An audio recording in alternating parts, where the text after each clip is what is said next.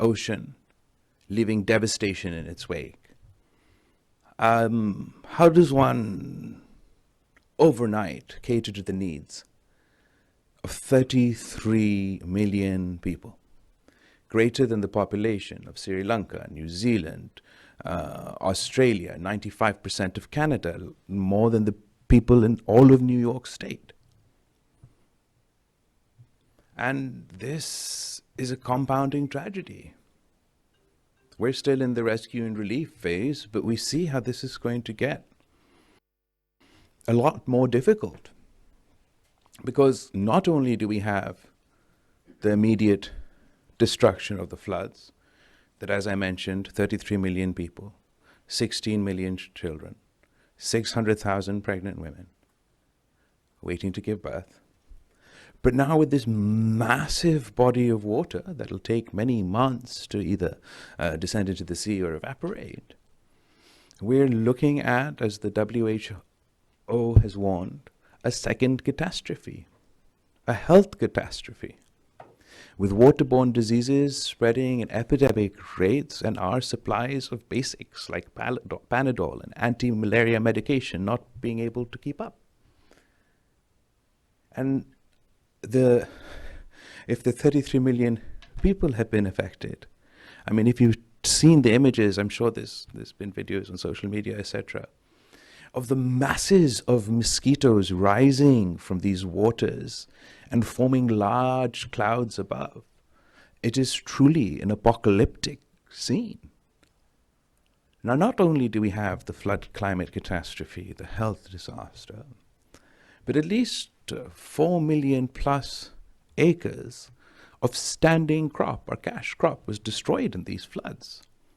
The income of small farmers, this is largely agricultural areas where we have been affected. And one often looks at the images on TV, particularly from far away, and there's this impression that these are all incredibly, impoverished people, and absolutely Pakistan has a problem with poverty. But I must explain that amongst those 33 million people, the large majority of which were not impoverished before the floods. They were earning their way. They were taking care of their families, of the earnings of their lands. Now they are homeless and impoverished.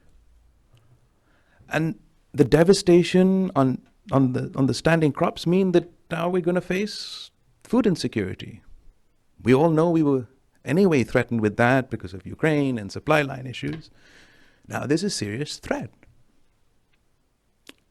And anybody who's been following Pakistan particularly closely while all of this was happening, they'll know that we were in a very difficult, like everybody else is in a very difficult economic situation.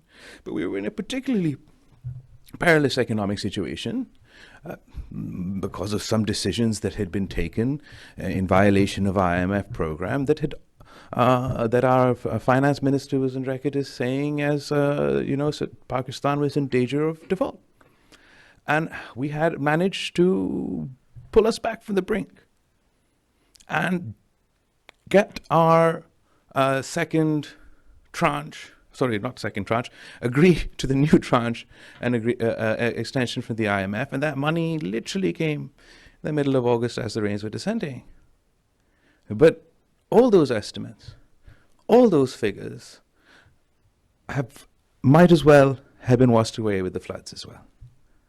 So we're staring at an incredibly difficult economic situation as well. Now, as the speaker before me mentioned, the people of Pakistan are incredibly resilient. We have time and time, in fact, they've been far more resilient than they need to be. But this is not a crisis of their making. We contribute, Pakistan, 0.8% of the global carbon footprint. And literally, the 33 million people of Pakistan are paying in the form of their lives, in the form of their livelihoods, for global warming that they didn't create. So as the UN Secretary General has stated, this is not about charity. This is about economic justice. And we've heard time and time again about how the country I'm standing in, Europe, all the great powers are combating climate change, are not only taking climate change so seriously themselves,